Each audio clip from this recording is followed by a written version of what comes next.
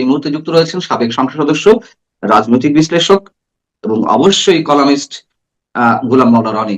গোলাম মাওলা রনি, আপনাকে স্বাগত জানাচ্ছি আমাদের অনুষ্ঠানে। আর যে কথা বলছিলাম যে আজ থেকে মাঠের লড়াইটা শুরু হয়েছে। যদি সেখান থেকে প্রশ্ন করি, আপনার কি মনে হয়, আপনি নিজেও তো সংসদ সদস্য ছিলেন, রাজনীতির সঙ্গে ওতপ্রোতভাবে জড়িত, এখন না হয় একটু অন্য কাজবাজ নিয়ে ব্যস্ত রয়েছেন। কিন্তু যে আমেজটা থাকার কথা একটা জাতীয় সংসদ নির্বাচন এবং উপরন্তু তার সঙ্গে গণভোটটা জড়িয়ে গেছে, সেই আমেজ কি আপনি দেখতে পাচ্ছেন কিনা? যে উৎসাহ উদ্দীপনা। না, প্রথমত কোনো নির্বাচনের যে আমেজ সেটা নেই। যে সকল এলাকাতে বিদ্রোহী প্রার্থী, বিএনপির বিদ্রোহী প্রার্থী খুব স্ট্রং, এবং বিএনপি ভার্সেস বিএনপি বা বিএনপি যাদেরকে নমিনেশন দিয়েছে তাদের জোটের পক্ষ থেকে, যেখানে প্রতিযোগিতা হচ্ছে, তো সেই জায়গাগুলোতে মানে কিছু উত্তেজনা ছড়াচ্ছে, যেগুলো সামাজিক মাধ্যমে তোলপাড় হচ্ছে। যেমন পটুয়াখালীতে নুরুল হক নুরু, তারপরে ব্রাহ্মণবাড়িয়াতে সেখানে যাকে বলা হয় রুমিন ফারহানা।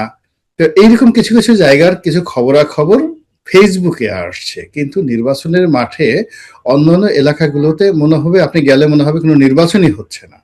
এখানে সব নির্বাচন, মূল ব্যাপার হলো আমাদের দেশে নির্বাচনের শক্ত প্রতিপক্ষ থাকতে হয়, যাদের স্টেক হোল্ডার আছে।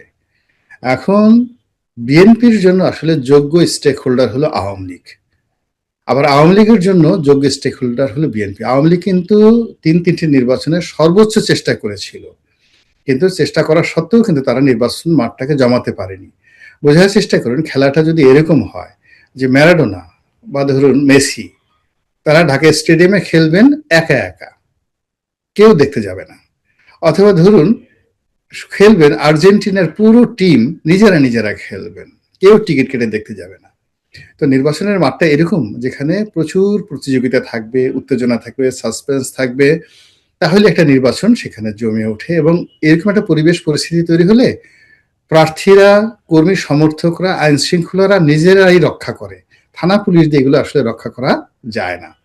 তো ফলে নির্বাচনের আমেজ তৈরি হয়নি এবং এটা হবে না।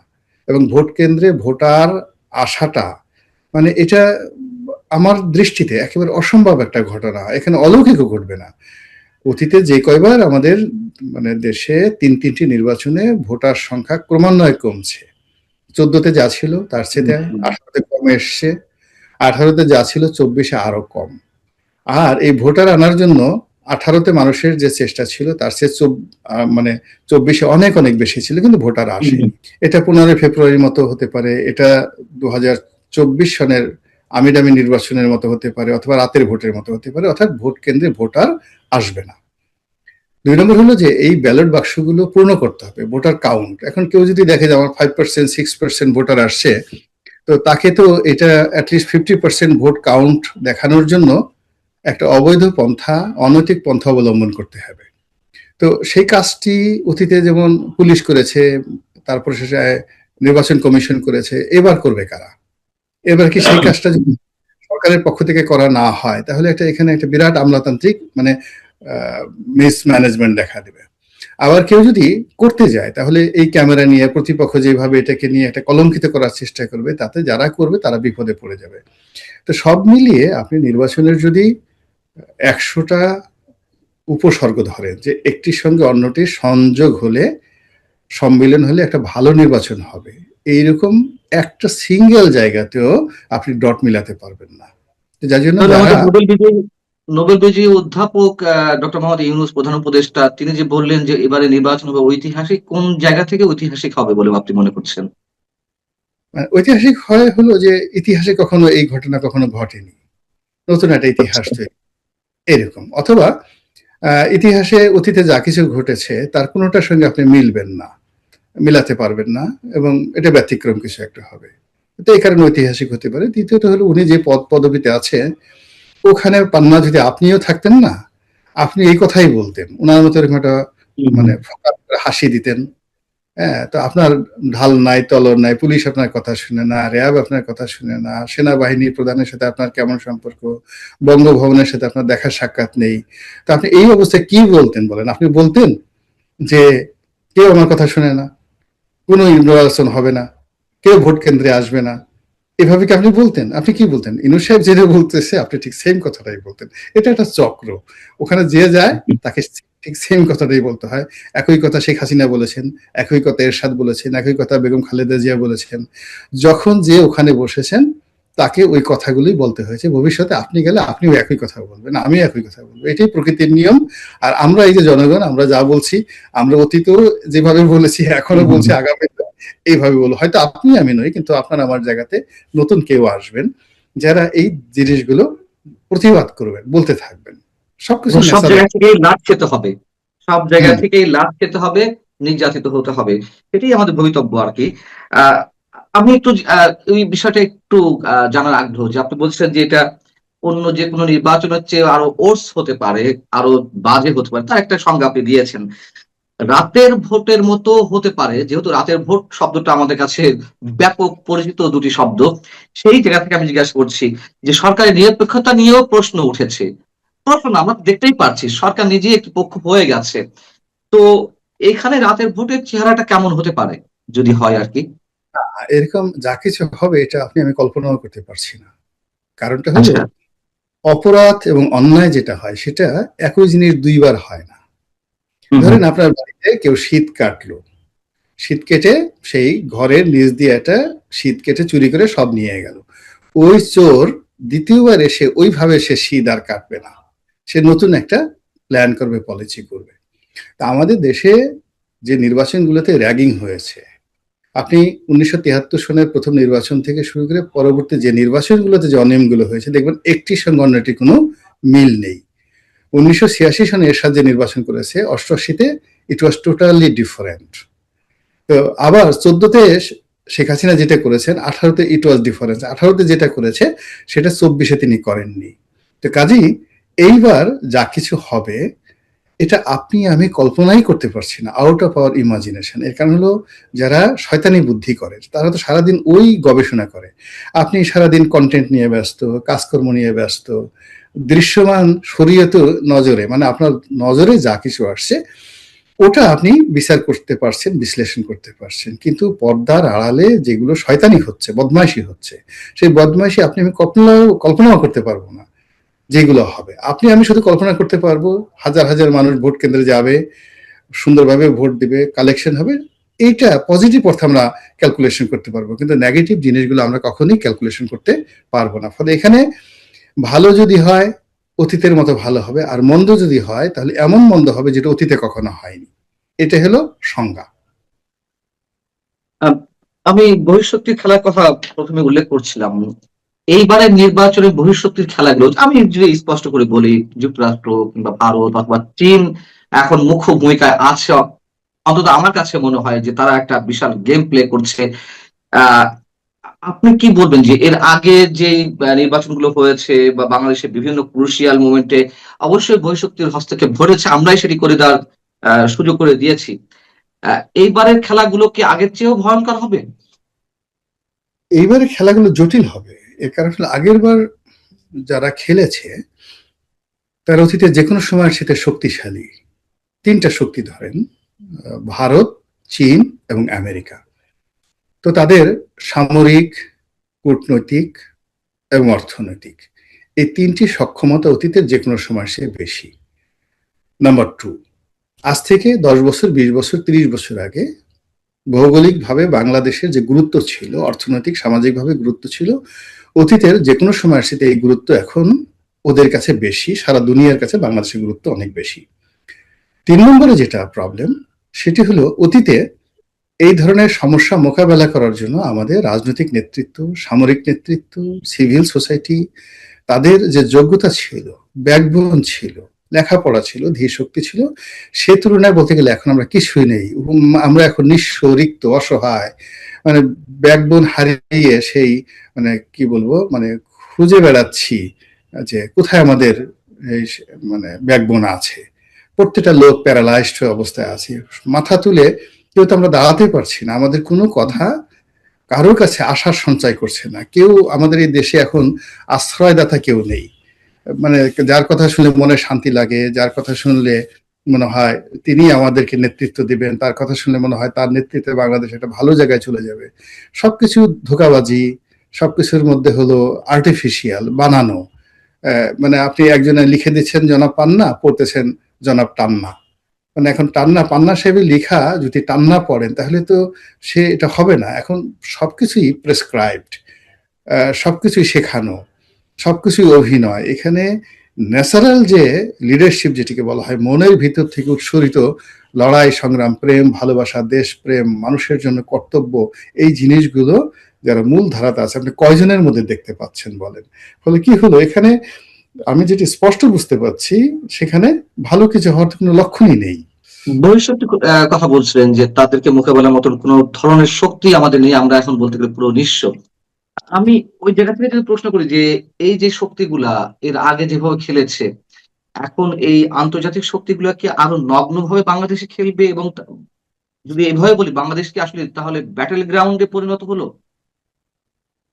তা তো অবশ্যই। আপনি বোঝার চেষ্টা করুন, যারা অন্যের ধন সম্পদ হরণ করে, অন্যের সতীত্ব হরণ করে, ওদের একটা মানসিক যাকে বলে রোগ হয়ে যায়। যে যত অসহায় হয়ে পড়ে, যে যত আর্তচিৎকার করে, ওই অবস্থাতে তার ধন সম্পদ হরণ করতে তাদের খুব মজা লাগে। ডাকাত, সেই সমস্ত ডাকাত, দুধর্ষ ডাকাত বলি, যারা রেপ করবে, ধর্ষণ করবে, তারপরে বাড়িতে আগুন ধরিয়ে দিবে, বাড়ির কর্তাকে মারবে, মারার পরে তাদের ধন সম্পদ লুণ্ঠন করবে। এখন সাম্রাজ্যবাদী শক্তিগুলো পোড়ামাটি নীতিতে মাঠে নামছে। আপনি 18 কোটি মানুষ, ডাজ নট ম্যাটার। আপনার 18 কোটি মানুষের কবর দিয়ে হলেও যদি আপনার একটা সেন্ট মার্টিন লাগে, আপনি সেই সেন্ট মার্টিনটা নেবেনই। আপনার 18 কোটি মানুষের একেবারে জ্বলন্ত চিতা জ্বালিয়ে দিয়ে আপনার যদি এখানে বার্মা অ্যাক্ট তৈরি করতে হয়, আপনাকে সেটা আপনি করবেনই। তো এই জিনিসগুলো মানে ইতিহাসের যে সাম্প্রতিক সমাজের মানে যাকে বলা হয় সাম্রাজ্যবাদী শক্তি, এটা অতীতের হালাকু খান, চেঙ্গিস খান, তাদের সবার চেয়ে নির্মম। আপনি হালাকু খানের বা চেঙ্গিস খানের যদি জাস্টিসের কথা শুনে, আমাদের নেতিবাচক কথা শুনে আপনি পাগল হয়ে যাবেন যে এইরকম ছিল তাদের রয়্যাল কোর্টে জাস্টিস। মানে অথচ এখন এই জামানাতে সাম্রাজ্যবাদী শক্তিগুলো মানে তাদের প্রয়োজনে, আপনি এই যে ধরেন ভেনেজুয়েলাতে যে ঘটনাটা ঘটলো, তো এরকম ভাবে কোন মধ্যযুগে শুনছেন যে অন্য দেশের সৈন্য পাঠে রাজাকে ধরে নিয়ে গেছে? কখনো এই ঘটনা হয়নি, কিন্তু এখন এই ঘটনা ঘটছে। ফলে বাংলাদেশে আমরা যারা আছি প্রত্যেকটা মানুষই অতীতের যে কোনো সময়ের চাইতে রাজনৈতিক ব্যক্তি থেকে শুরু করে অর্থনীতি, জনজীবন, সাধারণ মানুষ, আমরা যারা কন্টেন্ট ক্রিয়েট করে আমরা সবাই সেই যে পশ্চিমা সাম্রাজ্যবাদী শক্তি তাদের কবলে আছি, তাদের বা বলে একেবারে রোষানলে আছি। তো এটা কিভাবে অ্যাক্ট করবে, কিভাবে রিয়্যাক্ট করবে, আর এবং কিভাবে এটার নেতিবাচক ফলাফল আসবে এটা কল্পনা করা যাচ্ছে না। কিন্তু এই ফলাফলটা পশ্চিমা শক্তি কেন? এশিয়ার অন্যতম শক্তি তো চীন তো রয়েছেই। তারা এখন নতুন খেলা খেলে কিনা সেটি এখন দেখার বিষয়। আর পাশাপাশি ভারত তো রয়েছেই। আপনি চীন, যেমন চীন চীন কিন্তু আসলে অন্য দেশের অর্থনৈতিক বিষয়াদি ছাড়া এখনো পর্যন্ত তাদের সাম্রাজ্যবাদী নীতি কখনো তারা দেখায়নি। এটা আপনাকে বুঝতে হবে। এবং চীনের 5,000 বছরের ইতিহাসে তারা কখনোই তাদের নিজের সীমান্ত, মানে এখন যে গ্রেটার চীন আছে, এর বাইরে গিয়ে কোনো রাষ্ট্র তারা দখল করেনি। বরং তারা বিভিন্ন সময় পশ্চিমা দ্বারা, আরবিয়ান দ্বারা, বিভিন্ন জাতিগোষ্ঠী দ্বারা তারা ছিন্ন বিচ্ছিন্ন হয়ে প্রভাব গেছে। বিস্তারের বিষয়টি, প্রভাব তো বিস্তার করতে পারে অর্থনৈতিক ভাবে, নানান মার কাছে ভূ রাজনৈতিক জায়গা থেকে তো প্রভাব বিস্তার করবে। না, প্রভাব বিস্তার না, এখানে তারা ব্যবসা করার জন্য যতটা প্রভাব বিস্তার করা দরকার ওটা তারা করে যাচ্ছে এবং আগামীতে তারা করবে। তারা দেখুন এত কিছুর পরে আমেরিকার সঙ্গে তারা ভালো ব্যবসা, সবচেয়ে বেশি ব্যবসা করে আমেরিকার সঙ্গে। ভারতের সঙ্গে যখন তাদের যুদ্ধ চলছে তখনও তারা ভারতকে ঋণ দিয়েছে। যুদ্ধ চলছে সীমান্তে, কার্গিলের যুদ্ধ, মানে যুদ্ধ চলছে, কার্গিল নয় যে আর একটা সীমান্তে, কিন্তু ওখানে তারা কিন্তু তখনও লোন দিয়েছে। ফলে ওরা একটা যাকে বলা হয় বেনিয়া জাত, তারা ব্যবসা করবে। আর ওদের দ্বিতীয় যে ভয়, মানে ওদের মানে দ্বিতীয় যে ভয়টা সেটা হলো এখানে মানে তাদের একটা রাজনৈতিক আধিপত্য তারা বিস্তার করতে চাচ্ছে, এই কারণে যে ভারত যেন বেশি শক্তিশালী না হয়ে যায়। এটাকে তারা মানে তাদের প্রাইম না, তাদের প্রাইম হলো ব্যবসা বাণিজ্য, তারা ব্যবসা করতে চায়। আমি যতটুকু